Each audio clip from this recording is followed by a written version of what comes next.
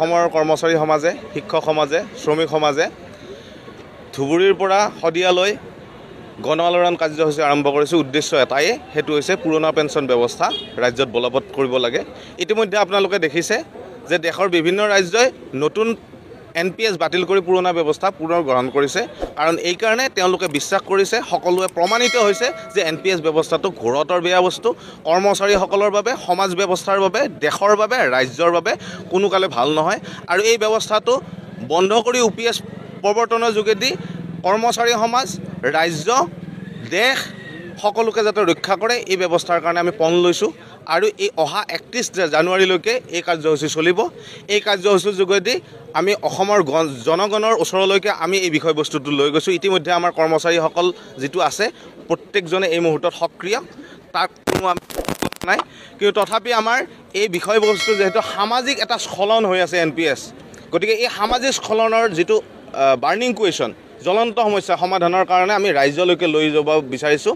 অহা 2024 পাৰ্লিয়ামেণ্ট ইলেকশ্যনৰ আগতে যাতে প্ৰশাসন ব্যৱস্থা, ৰাজনৈতিক মহল, চৰকাৰে আচল মানে প্ৰকৃততে তেওঁলোকে উপলব্ধি কৰে সমস্যাটো আৰু তেওঁলোকে নিবাৰণৰ কাৰণে যাতে ব্যৱস্থা গ্ৰহণ কৰে, এইটোৰ কাৰণে আমি জোৰ এক আন্দোলন গ্ৰহণ কৰিছোঁ।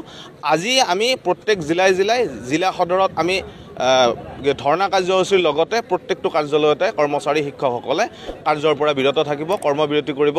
লগতে আমি জিলা উপায়ুক্তসমূহৰ যোগেদি মাননীয় মুখ্যমন্ত্ৰীক আমি স্মাৰকপত্ৰ প্ৰদান কৰিম। অহা কাইলৈৰ পৰা ৰাজ্যৰ প্ৰতিজন জনপ্ৰতিনিধি, বিধায়ক আৰু সাংসদ তেওঁলোকক আমি দাবী পত্ৰ প্ৰেৰণ কৰিম। যিহেতু ইমান ডাঙৰ সমস্যা এটাৰ ক্ষেত্ৰত এতিয়াও বিধায়কসকল আৰু সাংসদসকলৰ অধিকাংশই নিমাত হৈ আছে। তেওঁলোকক আমি সকীয়াই দিব খুজিছোঁ যে অনাগত ইলেকশ্যনৰ সময়ত ৰাজনৈতিক ক্ষেত্ৰত আমাৰ এই 40-45 লাখ ভোটক আপোনালোকে গুৰুত্ব দিয়া উচিত, অন্যথা আমি OPSৰ পক্ষতে ভোট দিম। আৰু যদিহে ইয়াৰ পিছতো কোনো ব্যক্তিয়ে NPSৰ হৈ ওকালতি কৰিব আহে নহয়, তেওঁলোকক সামাজিকভাৱে বৰ্জনৰ দৰে আমি সিদ্ধান্ত গ্ৰহণ কৰিম। অহা 31 তাৰিখৰ ভিতৰত আমি আশা কৰিছোঁ অসম চৰকাৰে এটা গুৰুত্বপূৰ্ণ সিদ্ধান্ত গ্ৰহণ কৰিব। যদিহে নকৰে, আগন্তুক সময়ত আমি নিৰ্বাচন বৰ্জন পৰ্যন্ত আমি কাৰ্যসূচী হয়তো গ্ৰহণ কৰিম। কাৰণ এই কাৰণে যে অৱসৰী জীৱনৰ সুৰক্ষাৰ কাৰণে গণতান্ত্ৰিকভাৱে কৰিব পৰা সকলো ব্যৱস্থা আমি কৰিম, সকলো প্ৰতিবাদৰ ধাৰা আমি অক্ষুণ্ণ ৰাখিম। আমি এটাই নাচুৰবান্দা যে আমাক OPS লাগিবই।